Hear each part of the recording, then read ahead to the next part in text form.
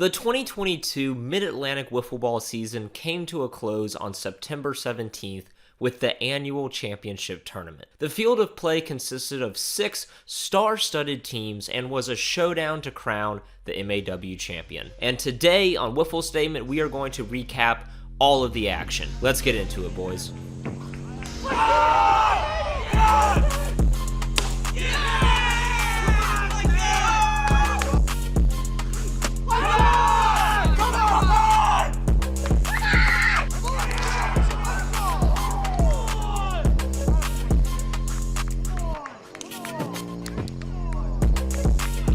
The tournament began on a chilly morning at Shi-Park in York, Pennsylvania, with the quarterfinal matchups. On Chef Field, Earl faced off against the wildcard team, the New York Dragons, who were coming into the championship tournament after winning their first MAW event in franchise history at the wildcard tournament. A strong pitching performance from team captain Connor Young was complemented by a walk-off home run by Rob Whiffman Piervenanzi to give Earl the win in Game 1. Deep drive, and it is gone. Right here, go, baby. Come on, go.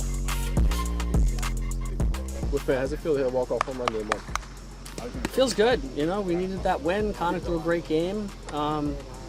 Kid was tough to hit. Nicky was good all game. I think that was our first hit, so it's nice to do it with a home run. Second. Well, the first one, no errors in Wiffle Ball, right?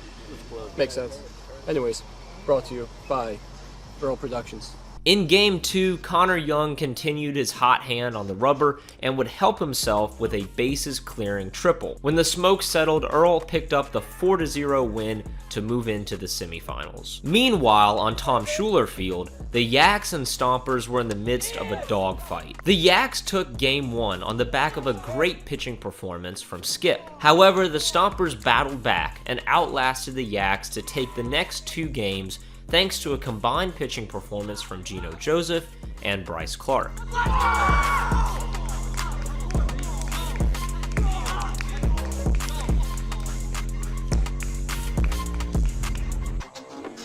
Yeah. Nice. Oh, real nice. Go ahead, throw that one.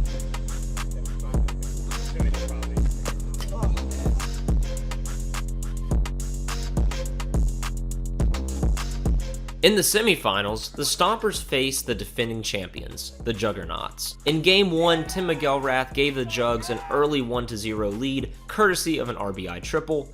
That would be all Red Sarnowski would need as he cruised to the shutout win. Game 2 was a pitcher's duel between Red Sarnowski and Tom Gannon. However, in the top of the 6th, Tim McElrath came through once again, delivering a solo shot to break the 0-0 deadlock.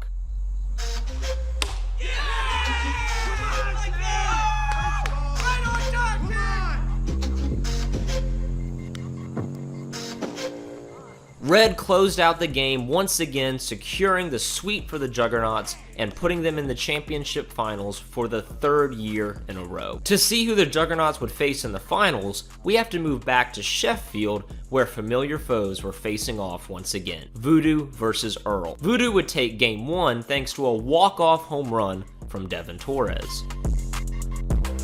And they walk it off. Devin Torres with 8.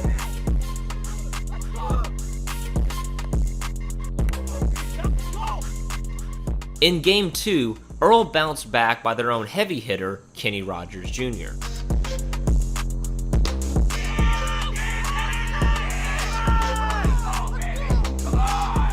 That solo home run was added onto by the rest of the crew to help Earl take a 3-0 lead. Voodoo made a valiant attempt to come back in the top of the last, but Mike Stiles would close out the game, sending the series to a deciding Game 3. In the 3rd game, Jordan Robles would trade zeros with Mike Stiles, until the top of the 4th, when Junior came through once again with a 2-run shot to left.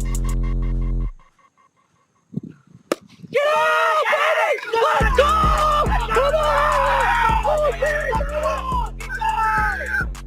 Voodoo entered the bottom of the last, trailing 3-0. With runners on first and second, Jordan Robles smacked a 1-out RBI single. Styles battled back, striking out Devin Torres. This would send Kenny Stingle to the plate as the last chance for Voodoo, trying to keep their hopes of a 2022 championship alive.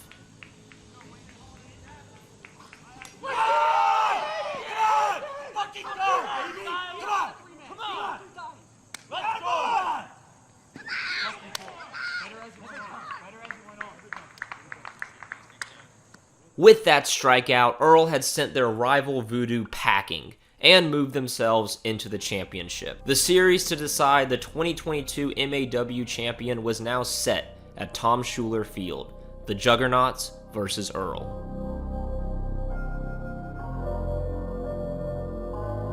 This year's championship finals was to be an exact rematch of the 2021 championship finals. As expected, the Juggernauts gave the ball to their ace, Ryan McElrath. Opposing him, Connor Young took the carpet for Earl. Both pitchers came into game one throwing absolute filth. Solid pitching combined with good defense kept the game at a 0-0 tie. However, eventually, the Juggernauts' offense would come to life. Ben Stantz started off the bottom of the fourth with a single. After this, Red Sarnowski would work a walk. Then, Brian DiNapoli came through with an RBI single to give the Jugs the 1-0 lead. That one run would be all Ryan McElrath would need as he hurled 12 strikeouts to take the no-hitter win in Game 1. Now the Juggernauts were just one win away from back-to-back MAW championships. As you might expect, Ryan McElrath got the start in Game 2 and continued to be lights out. In the top of the third, Brian DiNapoli led off with a single.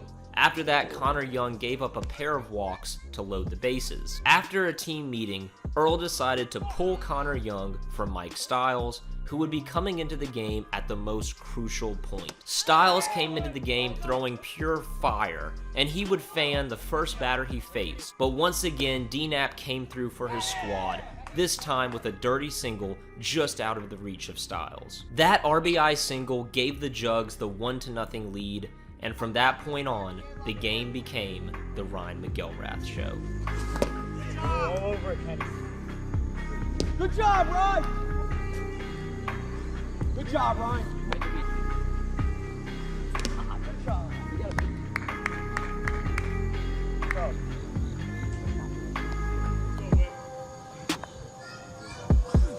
One. Good job. He stopped the star-studded Earl offense in its tracks, throwing 14 strikeouts to complete the no-hitter victory. The Juggernauts had swept the MAW 2022 Championship Finals to become back-to-back champions and make it their 5th overall tournament win of this season. Congratulations to the Juggernauts on another title and an incredible season. Also, congratulations to Earl and all the other teams that competed in MAW for a spectacular season as well.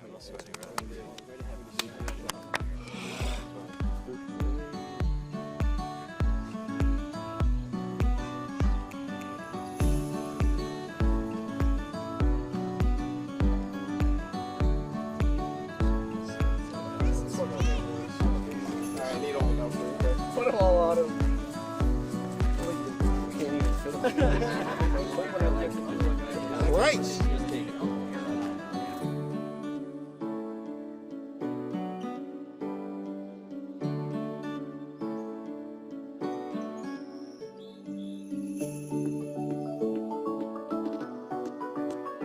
There you have it, guys, the Wiffle Statement recap of the 2022 MAW Championship Tournament.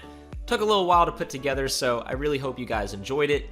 If you did and would like to see more content covering whiffs from across the country, please drop a like and subscribe. Also, please be sure to drop a comment down below telling me what you thought of this MAW season and how you think it will lead into the United Wiffle Ball World Championship Tournament. I'd also like to give a huge shout out to Ethan Weiner for all of the spectacular footage used in this video. Ethan is an absolute artist behind the camera and has been covering whiffs for many years now. Be sure to go check out his Instagram linked down below. And thanks again for the footage, Ethan. As for myself, guys, the World Championship Tournament of Wiffle Ball is right in front of us, and I plan on making a lot of content as we approach the best weekend of Wiffs. So besides here on YouTube, you can also follow Wiffle Statement on Twitter, as well as my team, Anarchy social media platforms. Going to be posting a lot of stuff there as we approach the United Wiffle Ball weekend. All of those links are down below in the description of this video. And as always, guys, get out there and play some Wiffs, and I'll be talking to you soon. Goodbye.